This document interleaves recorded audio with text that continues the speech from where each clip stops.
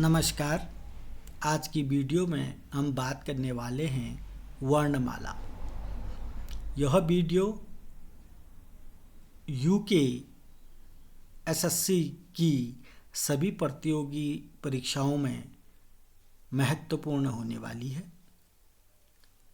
खास करके अभी उत्तराखंड पुलिस का फिजिकल एग्ज़ाम संपन्न हो चुका है और कुछ समय बाद उसका रिटन एग्ज़ाम होने वाला है। उसके लिए यह वीडियो खास होने वाली है। चलिए आइए, वर्णमाला टॉपिक है हमारा। वर्ण मतलब अक्षर, माला का मतलब आप जानते हैं अक्षरों की माला, वर्णों की माला। अक्षर किसको कहते हैं बच्चों? अ, आ, ई, क, ख, ग, ठीक है ना। तो वर्णमाला अक्षरों के व्यवस्थित समूह को वर्णमाला कहते हैं बच्चों। वर्ण का मतलब अक्षर होता है। अक्षरों के व्यवस्थित समूह को या वर्णों के व्यवस्थित समूह को वर्णमाला कहते हैं। जैसे फूलों के व्यवस्थित समूह को माला कहते हैं ना, वैसे ही वर्णों के व्यवस्थित समूह को वर्णमाला कहते हैं। हिंदी वर्णमाला देवनागरी लिपि में लिखी जाती है। जो हम हिंदी लिखते हैं, अ, आ, क, ख, या हिंदी में जो कुछ भी आप लिखते हैं या संस्कृत में लिखते हैं, उसकी लिपि बच्चों देवनागरी लिपि है। यानी कि ये बात यहाँ पर जान लेना आवश्यक है, हिंदी संस्कृत की लिपि देवनागरी है और जो अंग्रेजी है उसकी लिपि रोमन लिपि है। अंग्रेजी की लिपि कौन सी है बच्चों? रोमन लिपि है। अच्छा, देवनागरी लिपि ब्राह्मी लिपि का ही एक रूप है। जो हम देवनागरी लिपि, हिंदी संस्कृत जो भाषा है देवनागरी लिपि में लिखी जाती है, हिंदी वर्णमाला देवनागरी लिपि में लिखी जाती है, वह देवनागरी लिपि ब्राह्मी लिपि का ही एक रूप है बच्चों। और ख़ास बात है देवनागरी लिपि की, देवनागरी लिपि जो है बाएं से दाएं की ओर लिखी जाती है। बाएं से दाएं की ओर लिखी जाने का मतलब है, जब आप कॉपी में लिखते हैं तो कॉपी के बाएं ओर से दाएं की ओर आप बढ़ते हैं। यह है देवनागरी लिपि को बाएं से दाएं की ओर लिखना। जबकि होता क्या है बच्चों, जो उर्दू भाषा है ना, उर्दू को दाएं से बाएं की ओर लिखा जाता है, ठीक है ना। अब जो देवनागरी लिपि है इसे नगरी लिपि भी कहते हैं। देवनागरी लिपि को कौन सी लिपि भी कहते हैं? नगरी लिपि, नगरी लिपि भी इसको कहते हैं।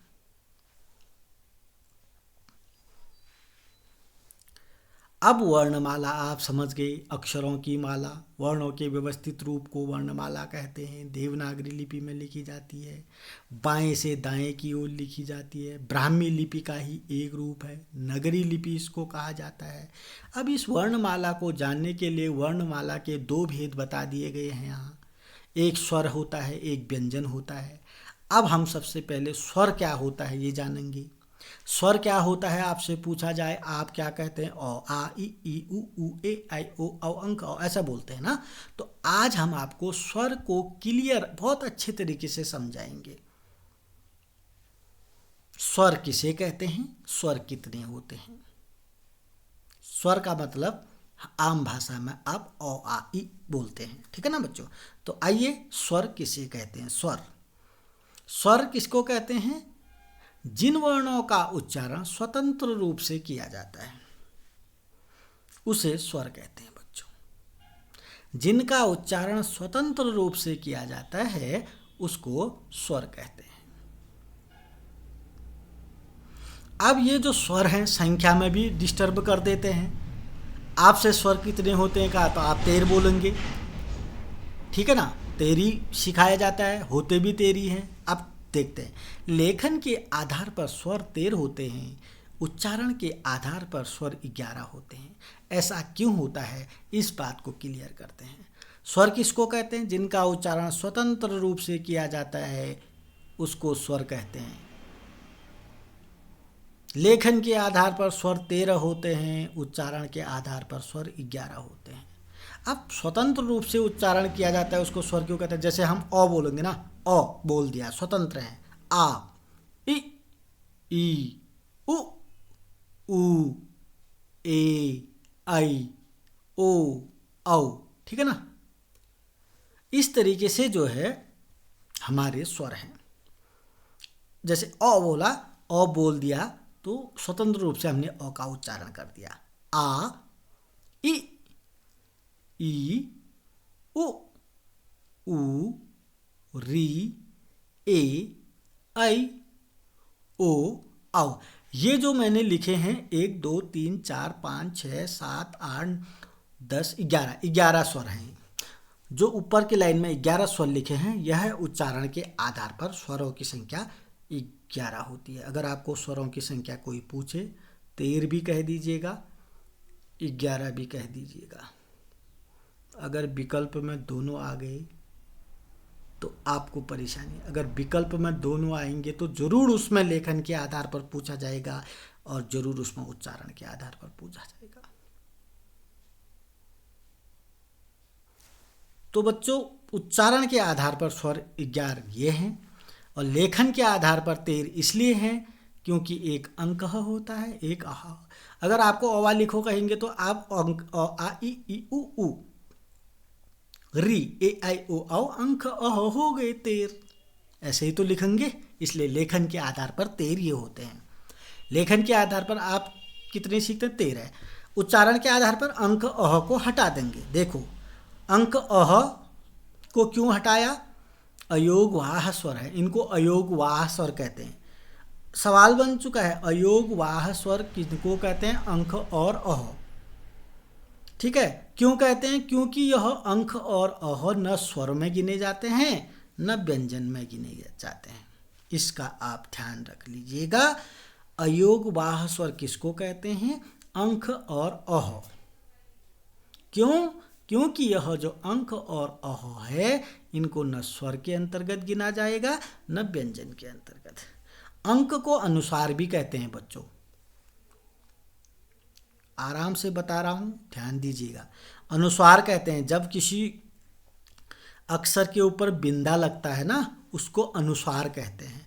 संस्कृत वाले भी नहीं जान पाएंगे क्योंकि आजकल के बच्चे थोड़ा पढ़ाई के मामले में कमज़ोर होते ही हैं। देखो, अहब को विसर्ग कहते हैं, ये जो बिंदे हैं दो विसर्ग कहते हैं, इसको सब जानेंगे। संस्कृत के अलावा अन्य बच्चे भी जान लेंगे कि इसको विसर्ग कहते हैं, लेकिन बहुत कम बच्चे जानेंगे इसको अनुस्वार कहते हैं। तो अंक के ऊपर जो बिंदा है, यानी कि अंक जो है बच्चों अनुस्वार है, और जो अह है उसको विसर्ग कहते हैं। अंक और अह जो है अयोग वाह है। जो स्वर 13 होते हैं उनमें तो हमने इसको जोड़ लिया, लेकिन अंक और अह अनुस्वार हैं, विसर्ग हैं, अयोगवाह हैं, इनको न स्वर में गिना जाता है न व्यंजन में गिना जाता है। इस स्लाइड में हमने क्या बताया? वर्णमाला किसको कहते हैं। वर्णमाला को जानने के लिए स्वर को और व्यंजन को सीखना हुआ। स्वर किसको कहते हैं यह आपने जान लिया, स्वर की संख्या आपने जान ली। थोड़ा बहुत कमी आई तो आप कॉपी निकाल लीजिए, नोट कर लीजिएगा, नहीं तो स्क्रीनशॉट ले लीजिएगा। इसको 2-3 बार जरूर पढ़िएगा। अब आगे देखते हैं। देखिए बच्चों, हमने स्वर सीखा ना। स्वर किसको कहा? स्वर किसको कहते हैं? जिसका स्वतंत्र रूप से उच्चारण किया जाता है उसको स्वर कहते हैं। कितने होते हैं? 13 होते हैं। कितने होते हैं? 11 होते हैं। 13 क्यों होते हैं भाई? लेखन के आधार पर होते हैं। कौन कौन से होते हैं? 11 क्यों होते हैं भाई? उच्चारण के आधार पर होते हैं। कौन कौन से होते हैं? क्लियर बात हो गई थी। अब हम स्वरों का वर्गीकरण करते हैं। जितने भी मैंने अ आ ई उ ए आई ओ अंक जो भी थे उनका वर्गीकरण कर देते हैं, बंटवारा कर देते हैं। बंटवारा तो होता ही है ना, एक बार तो सबका बंटवारा होता है। तो बंटवारा कर देते हैं। जितने भी 13 या 11 स्वर बताए, स्वरों का वर्गीकरण। उच्चारण के आधार पर स्वर 3 प्रकार के होते हैं, जो ऊपर लिखा था। उच्चारण के आधार पर स्वर 11 हैं। अब उच्चारण के आधार पर ही स्वर 3 प्रकार के बताए गए हैं। उच्चारण के आधार पर स्वरों की संख्या तो 11 बताई, लेकिन उच्चारण के आधार पर स्वर कितने प्रकार के होते हैं कहेंगे तो 3 प्रकार के। कौन कौन से हैं? एक ह्रस्व स्वर होता है, एक दीर्घ स्वर होता है, एक प्लुत स्वर होता है। तो स्वर कितने प्रकार के होते हैं बच्चों? 3 प्रकार के, एक ह्रस्व स्वर, एक दीर्घ स्वर, एक प्लुत स्वर। अब वैसे ही बता रहा हूँ आपको, देखिए ह्रस्व स्वर का मतलब है जिसको बोलने में सबसे कम समय लगता है, यानी कि जिसका वजन कम होता है। 11 में से जिसका वजन कम होगा उसको हम ह्रस्व कह देंगे, ठीक है। दीर्घ कहेंगे जिसका ह्रस्व से ज़्यादा वजन होगा। अभी और बताऊंगा, हाँ अभी वजन बोल रहा हूँ मैं आपको। ह्रस्व का मतलब जिसमें कम वजन होगा, दीर्घ का मतलब जिसमें ज़्यादा वजन होगा, ह्रस्व से 2 गुना होगा, और प्लुत का मतलब होता है जिसमें ह्रस्व दीर्घ से भी ज़्यादा वजन होगा, ठीक है। अब बता रहा हूँ, ये तो मेरी लोकल भाषा में था। ह्रस्व स्वर किसको कहते हैं बच्चों? इसे लघु स्वर भी कहते हैं। लघु, लघु और गुरु सुना होगा ना आपने, बस ह्रस्व स्वर इसे लघु, लघु माने छोटा स्वर। मूल स्वर भी इसको कहते हैं, एक मात्री स्वर इसको कहते हैं, छोटा स्वर भी इसको कहते हैं, ठीक है ना। जैसे अ, ई, उ, री, ये छोटे स्वर हैं बच्चों। आप जब इस स्लाइड को सीख रहे हैं तो अपनी कॉपी में अ से अ, आ, ई, उ, री, ए, आई, ओ, आओ ये सब लिख लें, तब ये समझ में आएगा। अब उनमें से काटते रहें। ह्रस्व स्वर किसको कह दिया? अ, ई, उ, री, ये छोटे हैं बच्चों। जो 11 में से सबसे छोटे ये हैं। ये अ छोटा है, छोटी ई, इसको तो छोटी ई ही बोलते हैं ना, छोटा ऊ, छोटी री। अब री तो भाई अकेला ही है, कहीं कहीं पर बड़ी री भी होती है, शायद मैंने यहाँ पर लिखा होगा बड़ी री भी, तो कभी कभी बड़ी री की भी आवश्यकता पड़ जाती है, तो री भी यहाँ पर छोटी है। बड़ी री दिखा दूंगा अभी कैसे होती है, अभी आपके लिए थोड़ा वेट करना पड़ेगा, बड़ी री दिखाऊंगा। ये छोटे हैं बच्चों। छोटा अ, वैसे कभी कभी बच्चों को छोटा अ, छोटी ई, छोटा ऊ, छोटा री, ये लघु हैं बच्चों, इसको ह्रस्व स्वर कहते हैं। इन चारों को ह्रस्व स्वर कहते हैं। ह्रस्व को समझने के लिए अगर शब्द जटिल हो गया, इसको लघु, छोटा लघु। मूल स्वर एक मात्री, इसमें एक ही मात्रा होती है। अ में एक ही मात्रा समझो, ई में भी एक ही मात्रा, ऊ में भी एक ही मात्रा, री में भी एक मात्रा। छोटा स्वर, अब लघु स्वर भी लिख दिया, छोटा स्वर भी लिख दिया, बात एक ही है, परेशान होने की जरूरत नहीं है। मतलब अ लघु स्वर भी है, छोटा स्वर भी है, अ मूल स्वर भी है, अ एक मात्रा वाला भी है। ये अ, ये ई, ये ऊ, ये री एक मात्रा वाले हैं। ये 4 के 4 मूल स्वर हैं, ये 4 के 4 ह्रस्व स्वर हैं, ये 4 के 4 लघु स्वर हैं, और ये 4 के 4 छोटा स्वर है। ये लघु स्वर, मूल स्वर, एक मात्री स्वर, छोटा स्वर सब ह्रस्व स्वर के ही उपनाम हो गए यहाँ पर। और ह्रस्व स्वर का मतलब है जिसमें एक मात्रा होती है, जैसे अ, छोटा ई, छोटा ऊ, छोटी री, ठीक है ना। अब दीर्घ, दीर्घ जैसे ह्रस्व में एक मात्रा होती है, दीर्घ में 2 मात्रा होती है, बस। यहाँ एक मात्री, यहाँ द्विमात्री। अगर आपको जानना है ना बच्चों, ह्रस्व किसको कहते हैं जिसमें एक मात्रा होती है, दीर्घ किसको कहते हैं जिसमें 2 मात्रा होती है, प्लुत किसमें कहते हैं जिसमें 3 मात्रा होती है, बात खत्म। अब सरल हो गया ना। स्वर 3 प्रकार के बताए, ह्रस्व स्वर, दीर्घ स्वर, प्लुत स्वर। ह्रस्व किसको कहते हैं जिसमें एक मात्रा होती है। कौन कौन से होते हैं पता चल जाएगा, 11 स्वरों को माइंड रख लो, पता चल जाएगा। इसमें एक मात्रा है, छोटे छोटे को निकाल लो। छोटा ई, छोटी ई, छोटा ऊ, छोटी री, छोटा अ। ये दीर्घ जिसमें 2 मात्रा होती है। देखो दीर्घ स्वर, इसको गुरु स्वर भी कहते हैं। जब अ यहाँ लघु स्वर था, यहाँ गुरु स्वर, इसको संधि स्वर भी कहते हैं। दीर्घ स्वर को संधि, संधि का इसलिए कहते हैं ना बच्चों, क्योंकि इसमें कुछ स्वर संधि करके 2 या 2 से अधिक स्वरों का मेल से बनेगा, इसलिए संधि स्वर भी इसको कहते हैं। द्विमात्री स्वर जिसमें 2 मात्रा होती है उसको दीर्घ स्वर कहते हैं। बड़ा स्वर इसको कहते हैं, यहाँ ऊपर छोटा स्वर था ना, बड़ा भी इसको कहा। जैसे अब देखो आ, ओ का बड़ा आ हो गया, बड़ी ई, इसको आप बड़ा, सब आ दीर्घ बड़ा होते ना, दीर्घ माने बड़ा, बड़ा आ, बड़ा ओ, बड़ी ई, बड़ा ऊ, बड़ी री, इस तरीके से लिखा है। एक और लगा दिया मैंने यहाँ पर ही, जो नीचे से था ना एक और लगा दिया, हटा के भी बता देता हूँ, लीजिए इस तरीके से, ये सॉरी ये री लिखा मैंने, अब इसमें एक और लगा देता हूँ, ये लगा दिया मैंने, बड़ी री हो गया ना, कोई दिक्कत, तो ये बड़ी री। इसके साथ ये चारों के बड़े तो ये हो गए, ये चार छोटे थे, इनके बड़े भाई ये चार यहाँ तक हैं। ओ का बड़ा आ, छोटी ई का बड़ा बड़ी, छोटा ऊ का बड़ा बड़ा ऊ, छोटी री का बड़ा बड़ी री, ठीक है ना, ये दीर्घ हैं। इसके साथ साथ ए आई ओ आओ भी दीर्घ हैं बच्चों, ठीक है ना। कौन कौन से हैं? ए आई ओ आओ भी क्या है? दीर्घ हैं। अब जो 11 थे वो सब आ गए, कुछ ह्रस्व थे कुछ दीर्घ थे, सारे के सारे आ गए। एक ये री को हमने थोड़ा सा जानकारी के लिए बड़ा भी बता दिया यहाँ पर।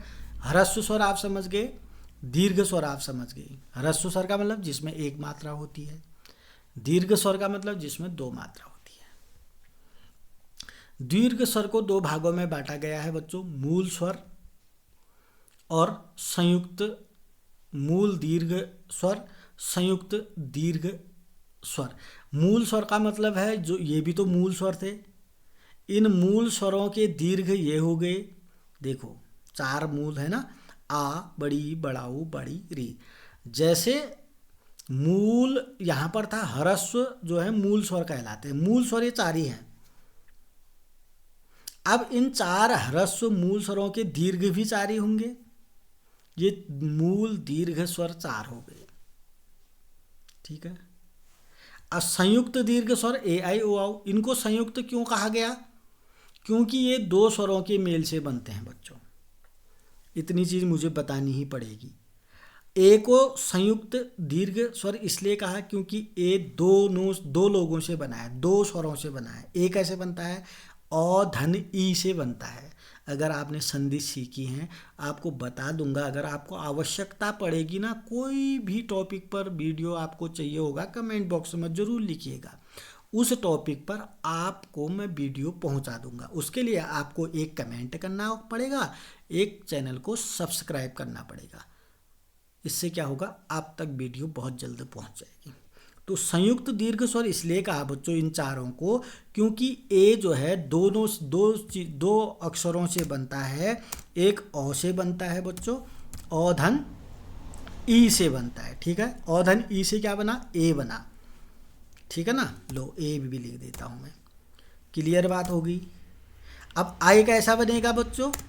औ धन ए से बना दो इसको, कोई दिक्कत, ठीक है ना, क्लियर। ए बना औधन ई से, आई कैसे बनेगा? औधन ए से। ये संधियों में बताया जाता है, ये जो बना गुण संधि में, ये वृद्धि संधि में बताया जाता है, वहां भी आ जाएगा काम। ओ कैसे बनता है? औधन ऊ से बनता है बच्चों, ठीक है ना। ये बन गया तुम्हारा ओ। अब इतनी चीजें बना दी मैंने, ये क्लियर हो गया होगा, लिख लेना इसको। अब लास्ट बचता है मेरा क्या? औ कैसे बना?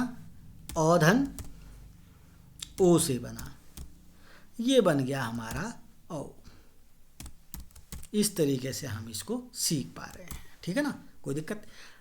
एक बार फिर से बता देता हूँ। ए कैसे बना? औधन ई से बना, दो अक्षरों से बना, इसलिए तो संयुक्त कहेंगे उसको। आई कैसे बना? औधन ए से बना, आई औधन ए से भी बनेगा, औधन आई से भी बनेगा। ओ कैसे बना? औधन ऊ से बना। औ औधन ए से भी बनेगा, सॉरी औधन ओ से भी बनेगा जैसे बनाए है, और औधन औ से भी बनेगा, इस तरीके से भी बनेगा, ठीक है। औधन औ से भी औ बनेगा। तो इस तरीके से बच्चों दीर्घ स्वर भी आपको समझ आ गया होगा। स्वर कितने बताए? ह्रस्व स्वर, दीर्घ स्वर और प्लुत स्वर। अब तीसरा है बच्चों प्लुत स्वर। इसमें उच्चारण में 3 मात्रा का समय लगता है, इसलिए इसको त्रिमात्री स्वर कहा जाता है। ह्रस्व स्वर 1 मात्रा, दीर्घ स्वर द्विमात्रा, पुलुत स्वर 3 मात्रा। अब पुलुत स्वर का उदाहरण, जब इसमें उच्चारण में 3 मात्रा का समय लगता है, इसको त्रिमात्री स्वर भी कहते हैं बच्चों। उदाहरण में आपको ओम याद करना पड़ेगा। जब हम ओम को उच्चारण करते हैं बच्चों, देखो 3 मात्रा का समय लगता है। ओम, समय लगा दिया ना मैंने उसमें। जैसे अ बोला, अ खत्म, बहुत कम समय। आ बोलने में अ से ज़्यादा समय लगेगा, आ लगेगा या नहीं लगेगा। अब जब हम ओम बोलेंगे, अ और आ से भी बहुत ज़्यादा समय लगेगा, ओम, क्योंकि हमने ओ भी बोलना है, ऊ भी बोलना है, मौ भी बोलना, ओम, ठीक है ना। ओ, ऊ, मौ ऐसे बोलना है। तो ये पुलुत स्वर हो गया।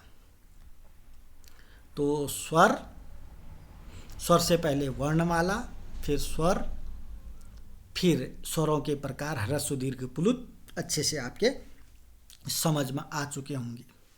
आप इसको नोट कर लीजिएगा, स्क्रीनशॉट ले लीजिएगा, बार बार पढ़िएगा। अब देखते हैं बच्चों अगली स्लाइड में उत्पत्ति के आधार पर स्वर का विभाजन। अब मुख्य चीज़ तो आपने इस वर्णमाला किसको कहते हैं, मुख्य बातें आप सीख चुके हैं, काफ़ी अच्छे से सीख चुके हैं।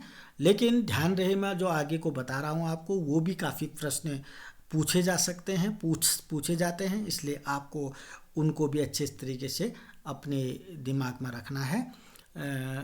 स्वर किसे कहते हैं, स्वर कितने होते हैं, स्वरों के प्रकार क्या क्या हैं, ये आप अच्छे से सीख चुके हैं। अब उत्पत्ति के आधार पर स्वर का विभाजन। उत्पत्ति का मतलब कंठ, तालु, ओष्ठ, कंठ तालु, कंठ ओष्ठ, केवल स्वरों को विभाजन कर रहे हैं हम। वैसे कंठ तालु मूर्धा दंत ओष्ठ तो आपने बहुत कुछ सीखा है, वो कंठ तालु मूर्धा दंत ओष्ठ नहीं सिखा रहे, केवल स्वरों का विभाजन करने के लिए हमने कंठ है। कंठ माने गला, क्योंकि उत्पत्ति ये कंठ से, गले से उत्पन्न होते हैं। अ और आ, अ और आ जो है कंठ से गले से उत्पन्न होते हैं। तो उत्पत्ति के आधार पर स्वर का विभाजन है कंठ है। मतलब आपको कोई प्रॉब्लम नहीं है बच्चों। अ और आ का उच्चारण स्थान क्या है, कंठ है। तो अ और आ का उच्चारण कहाँ से हुई है, उत्पत्ति कहाँ से हुई है, कंठ से हुई है, बात खत्म। तालु, तलुए होते हैं ना, तलुए जो होते हैं, तालु जो होता है, ये छोटी बड़ी हुई, यानी कि छोटी और बड़ी ई का जो उत्पत्ति होती है तलुए से, तालु से होती है। तो इनका उच्चारण, ई और ई का उच्चारण स्थान जो है तालु है। ओष्ठ का मतलब होता है होंठ।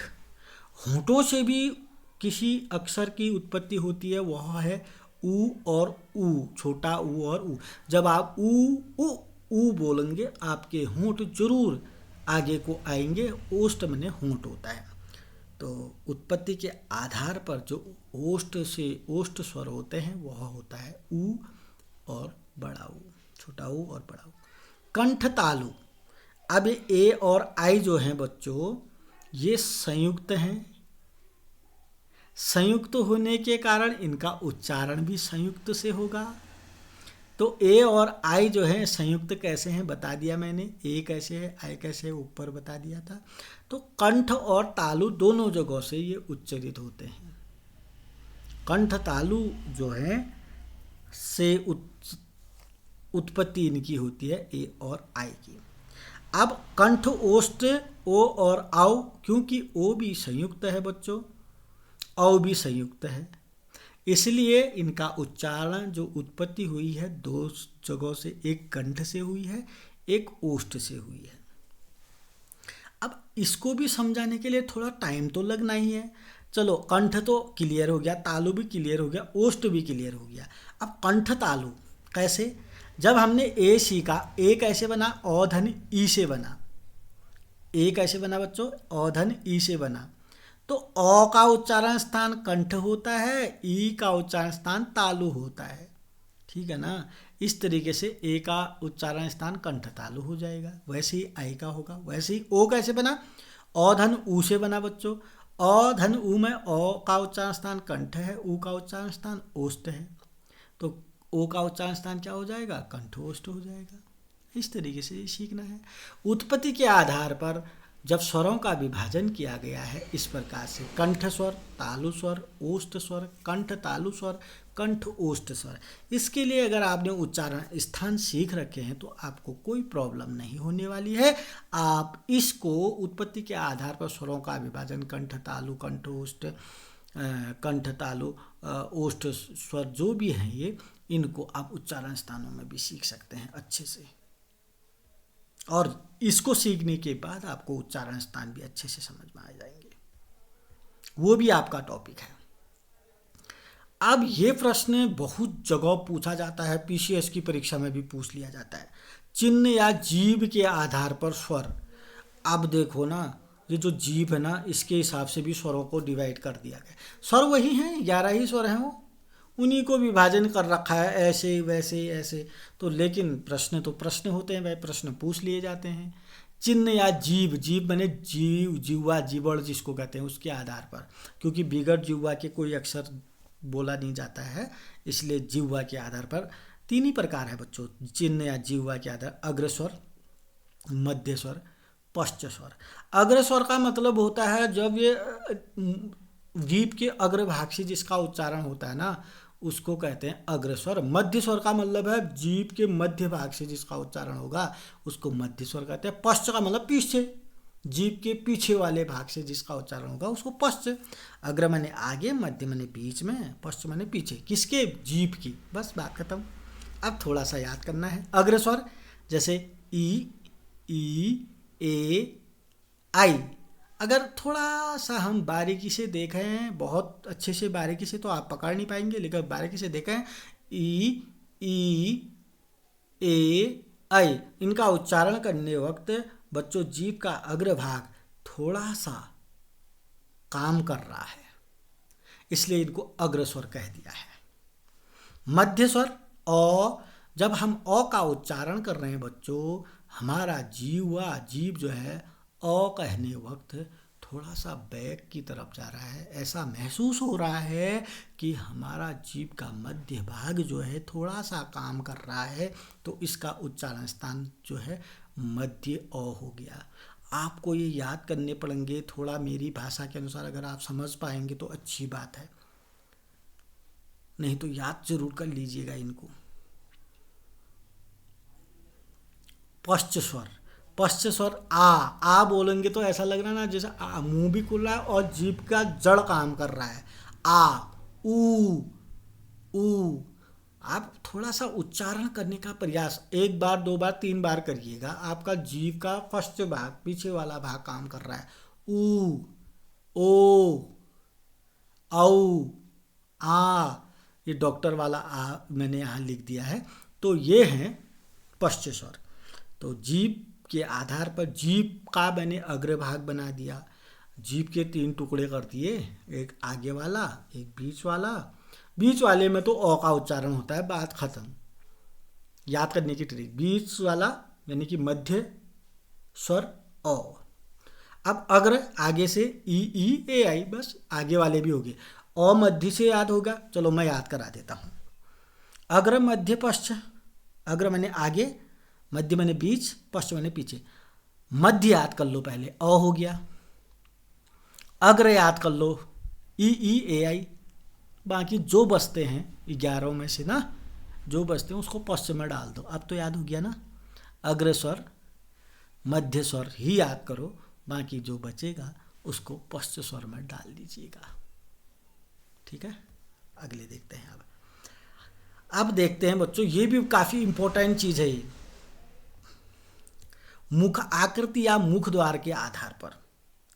अब मुख जो होता है, मुख का भी सहारा लेकर के स्वरों का विभाजन कर दिया। स्वर वही हैं 11, अब उनको इस आधार पर विभाजित कर दिया। लेकिन आप इसको छोटा मत समझिए, ये भी बहुत ज़्यादा पूछ लिया जाता है, फिर समस्या आ जाती है। संवृत, अर्धविवृत, विवृत, अर्धसंवृत। संवृत और विवृति है यहाँ पर, फिर क्या कर दिया, अर्धसंवृत अर्धविवृत कर दिया। संवृत, अर्धविवृत, विवृत, अर्धसंवृत। एक चीज तो देखो, संवृत है ना, विवृत है, अर्धसंवृत, अर्धविवृत हैं 2 ही, दोनों में अर्ध अर्ध जोड़ दिया है। तो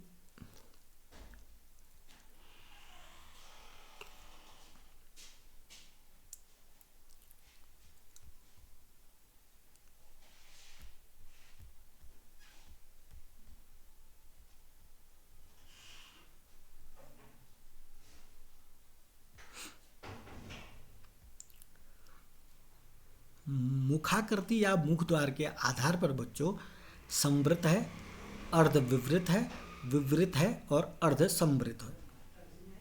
संवृत को हिंदी में संवार भी कहते हैं, विवृत को हिंदी में विवार भी कहते हैं। तो संवृत का मतलब होता है मुंह जब थोड़ा सा मुंह कम खुलता है, इसमें बंद टाइप का, ई ऊ, ठीक है। संवृत का मतलब ये होता है। और विपरीत का मतलब होता है मुंह खुल जाता है। विपरीत मैंने मुंह खुलना, संवृत का मतलब मुंह का बंद होना। लेकिन मुंह हमेशा के लिए बंद तो नहीं होगा, अक्सर बोलेंगे तो, लेकिन मुंह थोड़ा, संवृत का मतलब होता है मुंह का थोड़ा बंद होना, विपरीत का मतलब खुलना। विपरीत का मतलब मुंह का खुलना। आ बोलेंगे, देखो विपरीत, विपरीत को याद करने के लिए क्या हुआ, विपरीत का मतलब मुंह खुल रहा है। आ बोलेंगे तो पूरा मुंह खुल रहा है। विपरीत माने मुंह खुलना, संवृत का मतलब मुंह बंद होना। ठीक है ना, ठीक है ना। तो संवृत के अंतर्गत क्या आ जाएंगे, ई ऊ, ठीक है ना, ई ऊ, ये संवृत है बच्चों। आपको इन चारों में से सबसे पहले विपरीत याद करना चाहिए, आ, क्योंकि विपरीत का मतलब मुंह खोलना, आ में मुंह खोल रहा है। उसके बाद अर्ध विपरीत है बच्चों। ये अर्ध विपरीत में क्या है, इसमें आधा मुंह खुलता है, अ, आई, आ, ओ, औ, ठीक है ना। तो इसको हटा देते हैं। तो विपरीत में आ गया, मुंह खुल रहा है। संवृत में ई ऊ आ गया, याद कर लीजिएगा। अर्ध विपरीत का मतलब ओ, आई, औ आ गया। और अर्ध संवृत में ए ओ आ गया। तो संवृत का मतलब मुंह का बंद होना, विपरीत का मतलब मुंह खुलना मैंने बताया। आप इन चारों को अच्छे तरीके से याद कर लीजिएगा, नोट बना लीजिएगा, जरूर याद कर लीजिएगा। संवृत अक्षर कौन है, अर्ध विपरीत अक्षर कौन है, विपरीत अक्षर कौन है, अर्ध संवृत अक्षर कौन कौन से हैं। ठीक है बच्चों। अब है ओष्ठ के आधार पर। ओष्ठ माने होंठ के आधार पर। होंठ के आधार पर याद करने के लिए यहाँ पर दो प्रकार से लिखा है, एक वृत्तमुखी, एक आवृतमुखी। वृत्तमुखी में 4 लिखा है, आवृतमुखी में 6 लिख दिया इसने। ठीक है ना। तो क्या हो गया, 11वां कौन हटा दिया इन्होंने, री हटा दिया, इसलिए 6 4 10 ही होते हैं, 11 होते हैं, तो री हटा दिया। ठीक है। वृत्तमुखी में मतलब बच्चों ना, जब हम वृत्त का मतलब गोलाकार, जब हम किसी अक्षर का, ओष्ठ माने होंठ से मतलब है, तो होंठों के आधार पर वृत्तमुखी हो गया, आवृतमुखी। वृत्तमुखी, वृत्त माने गोल, वृत्त के वृत्त माने गोल होता ना, गोलाकार, चूड़ी के आकार का, गोल गोल। तो इस आकार में हमारे होंठ जब होते हैं, उस समय वृत्त के आकार में जब हमारे होंठ मुख होता है, तो उस समय ऊ ओ आओ, तो इनका उच्चारण हमारे होंठों में गोल आकृति बन जाती है। वृत्त की आकृति जब हमारे होंठों में बनती है, तो उनको हम ऊ बोलते हैं, बड़ा ऊ बोलते हैं, ओ बोलते हैं, आओ बोलते हैं। वैसे इनका उच्चारण स्थान जो ऊ ओ आओ है, इनका उच्चारण स्थान क्या है, ओष्ठ ही है। तो क्या है, इसको हमने वृत्तमुखी बोल दिया बच्चों, ओष्ठ के। और आवृतमुखी में बाकी जितने बचते हैं वो सब आवृतमुखी हो गए। वृत्तमुखी का मतलब होता है जिसमें हमारे होंठ जो है वृत्त के आकार का बनते हैं, जिनके उच्चारण में हमारा होंठ वृत्त के आकार के बनते हैं। और आवृतमुखी में जिनके उच्चारण में हमारे होंठ गोलाकार या वृत्त के आकार में नहीं बनते हैं, बस। तो इतनी चीज़ें मैंने आपको केवल आज की वीडियो में वर्णमाला सिखाया। वर्णमाला में स्वरों के प्रकार, स्वरों का विभिन्न प्रकार से विभाजन सिखाया। अगली वीडियो में हम आपको व्यंजन सिखाएंगे। तो अगली वीडियो में अगली वीडियो आप तक जल्दी से पहुंच जाए, इसके लिए आपको चैनल को सब्सक्राइब करना पड़ेगा। जहां पर आपको कम समझ में आया कमेंट करिएगा, और कोई भी टॉपिक आपकी काम की चीज़ है, आपको आवश्यकता है, तो ज़रूर कमेंट बॉक्स में लिखिएगा। मैं भी कोशिश कर सकता हूं कि आप तक उस वीडियो को पहुंचा पाऊं। तो अपनी जिज्ञासा ज़रूर कमेंट बॉक्स में बताइएगा। और ये जितने भी यहाँ पर चीज़ें आपको बताई जा रही हैं, इसका आप नोट ज़रूर करिएगा, इनको नोट बनाइएगा, समझने का प्रयास ज़रूर कीजिएगा। आपके पास जितने भी एग्ज़ाम होंगे, सभी एग्ज़ामों में ये काम आएगा आपको। तो अभी के लिए इतना ही। अगली वीडियो आप तक बहुत जल्द पहुंच जाएगी। तब तक के लिए नमस्कार, धन्यवाद।